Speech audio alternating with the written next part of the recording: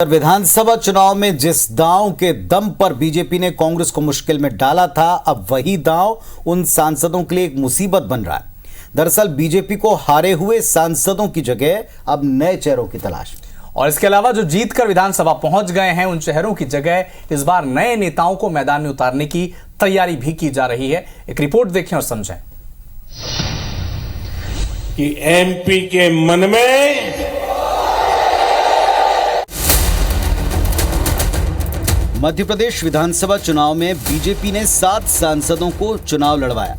5 सांसद चुनाव जीत भी गए, जबकि केंद्रीय मंत्री फग्गन सिंह कुलस्ते और सांसद गणेश सिंह को हार मिली। ऐसे में मिशन 29 की तैयारी में जुटी बीजेपी इस बार मौजूदा सांसदों की जगह नए और जिताऊ चेहरे उतारने पर विचार कर रही है। ऐसे चेहरों की तलाश के लिए पार्टी स्तर पर सर्वे शुरू हो चुका है। मौजूदा सांसदों के बारे में पूरी जानकारी सर्वे में जुटाई जा रही है।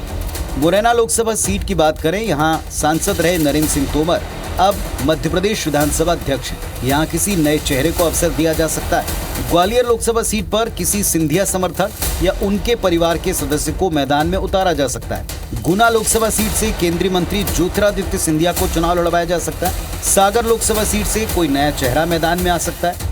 प्रहलाद पटेल को मोहन कैबिनेट में मंत्री बनाए जाने के बाद अब दमोह लोकसभा सीट से किसी नए चेहरे की संभावना प्रबल है। सतना लोकसभा सीट से सांसद गणेश सिंह विधानसभा चुनाव हार गए हैं। ऐसे में उनका टिकट खतरे में।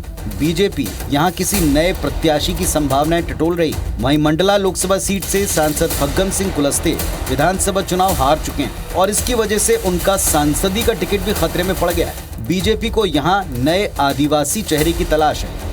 रीवा लोकसभा सीट से सांसद जनार्दन मिश्रा के टिकट पर भी खतरा है। वहीं बैतूल लोकसभा सीट से सांसद दुर्गादास उइके 5 साल में अपने आप को साबित नहीं कर पाए।